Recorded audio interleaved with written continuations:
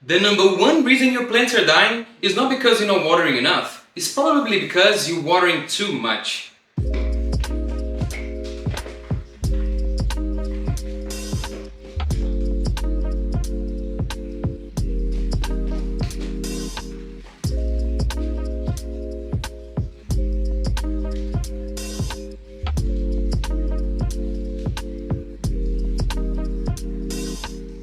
Yeah, I know. Your love for your plants might be literally drowning them. So today I'm breaking down the 4 major factors that will determine whether your plants will thrive or fail. This is Caleb from Vida, Verde USA, and welcome to the channel.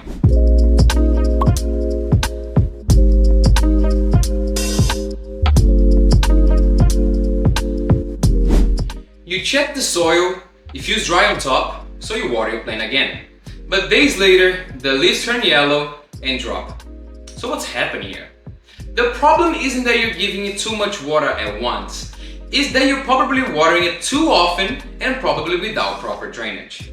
Overwatering isn't about the volume of water that you give it to your plant. It's more of the timing and the soil conditions at the time. So the roots need oxygen as much as they need water. So when the soil stays constantly wet, air pockets disappear from the soil and the roots drown. This creates a perfect environment for a root rot, where roots turn mushy and brown instead of staying firm and white. A study from University of Florida found that some plants planted in a well-draining potting mix lived 3 times longer than those planted in a dense, compacted, poor quality soil. The top layer of soil will dry fast, which may trick a lot of people. But while the surface may feel dry, the lower levels could still be soaking wet, especially if the pot that the plant is in have no drainage. To help you figure out if your plant needs water or not, you can simply use your finger or a stick. You can insert the stick in the soil, and if it comes out clean, it's probably time to water. If it still comes out dirty or with some humidity from soil, it's probably not time yet. You can repeat the process every 2-3 days, and eventually you're gonna need water. Healthy roots are firm and white and do not have a bad smell, while roots that are rot or rotting are darker, mushy, and fall apart pretty easy. The solution isn't watering less, it's watering smarter. When you do water, make sure every single inch of the soil gets wet so all the roots can absorb water, and make sure you do have a proper drainage. The roots cannot sit on water. Remember, the secret is the balance between oxygen and water.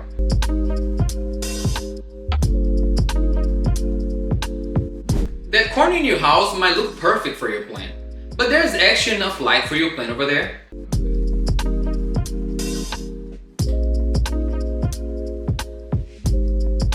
Many houseplants sold as low light can survive in dim conditions, but they will not thrive. True low light means enough brightness to read a book during the daytime, not a dark hallway far from windows. Plants show clear signs when they need more light. Laggy growth with long spaces between the leaves means the plant is stretching towards a light source. Leaves may become smaller or shaped weird because the plant is struggling to produce enough chlorophyll. Some plants can survive on low light, but they will not thrive, they will not look their best, and they will not be as strong as a healthy plant. So if eventually your plant gets underwatered or overwatered or it gets some type of pest, your plant might die because it's not ready to deal with all that. Direct sunlight works for some plants, but harms others. A ficus might love bright light, but might develop brown scorch marks if placed in direct sun. Succulents and cacti, in the other hand, handle direct sun pretty well, while most tropical plants prefer bright, indirect light. Think of the sunlight under jungle canopy, where they come from. Observe how sunlight moves in your house and understand what kind of light your plant needs and try to match it.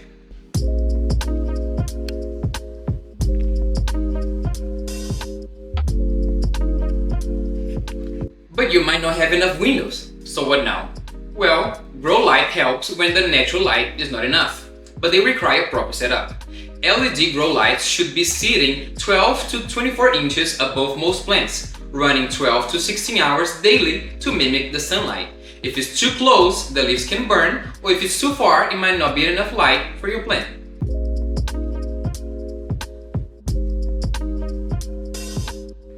That bag of potting soil you bought years ago isn't just dirt, it's your plant's entire life support system. Over time, the soil breaks down and compacts, squeezing out the air pockets that the root needs to breathe. What starts as a fluffy potting mix eventually turns into a dense, repelling water or staying soggy for days. In both scenarios stress plants, leading to root rot, yellow leaves, and eventually the death of your plant. Regular potting soil becomes hydrophobic when it dries out completely, causing water to roll off the surface instead of soaking in. You might think you're watering thoroughly, but moisture never reaches the roots. The secret for a well-draining mix is combining materials like perlite for aeration, orchid bark for chunkiness, and compost for nutrients, creating a good balance. This mix holds enough moisture for the roots, but drains excess for the water to prevent rot. The nutrients in the soil also plays a big role on keeping your plants alive and happy. Fertilizing is just plant food. It's more like vitamins. Plants make their own food through photosynthesis, but they rely on soil for minerals like nitrogen, phosphorus, and potassium. But be careful. Over-fertilizing is also a problem, and it also causes salt buildup on the soil, burn the roots, and cause some leaves to die. So a diluted balanced fertilizer applied monthly during growing season works better than occasional heavy doses.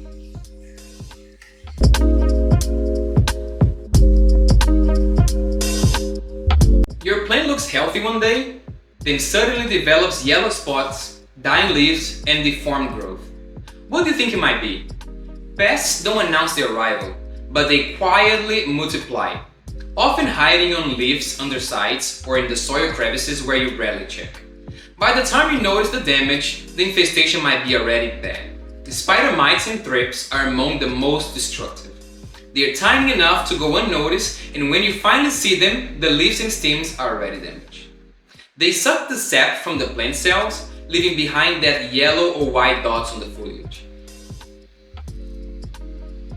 Mealy bugs, on the other hand, they cluster in the leaf joints and stem crevices, looking like bits of cotton, and they will secrete this honeydew, which attracts ants and promotes mold growth on the leaves. To avoid having new infestations, isolate any new plants for at least a week or two and do a good inspection on it. You can inspect the leaves, the stem, the soil, and the roots. So I just bought this new plant. It's a philodendron. It's a kind of, I think it's a hybrid. I cannot tell you the exact name of it, but it's a type of philodendron. Right now I will spray the neem oil on the leaves. Remember, on top and underneath of the leaves.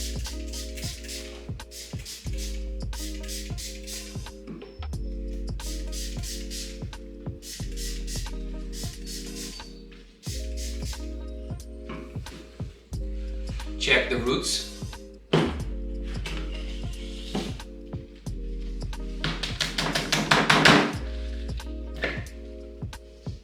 Okay, as y'all can see, the roots here, they're not mushy, they're not brown, they're white, they're firm, they don't have any smell, so it looks healthy. Looks a little dry. I'm just gonna water, and then I'm gonna clean with a paper towel. I'm gonna clean the top underneath. I'm gonna water it, maybe cut some leaves that have some damage in it, but in 2 weeks this plant is gonna be reunited to the other plants. You can use neem oil to fight the pest life cycle without harming the plant. You can mix 1 teaspoon of neem oil with a quart of water and few drops of dish soap. Spray every 3 days for 2 weeks, coating both sides of the leaves and stems.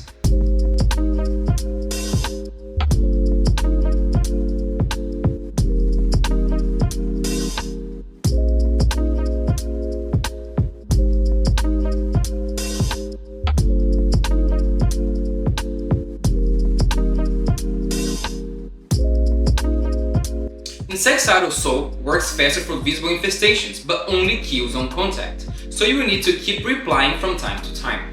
Prevention matters more than treatment. Wipe leaves monthly with a damp cloth to remove the dust where pests might hide. Increase humidity around tropical plants, and remember, spider mites thrive in the dry air. Stressed plants attract more pests, so consistent care makes them healthier and less vulnerable. And before I finish today's video, I just want to make it clear that plants rarely die from a single mistake. It's usually a combination of overwatering, poor light, exhausted soil, or pests. Fixing just one issue might not save a struggling plant. Check all the factors that we covered. Fill the soil, access the light, inspect for bugs, and examine those roots. Understanding which plant you have, where it comes from, and its needs is crucial to do your best at mimicking the plant's natural environment. Remember, there's no such thing as indoor plants. They're all from outside, they're all from nature, and we're just doing our best at imitating their habitat and hoping they will adapt to our conditions. That was the video from today. Don't forget to like, subscribe, and comment below and let me know which information was the most helpful for you. Okay? I'll see you next time.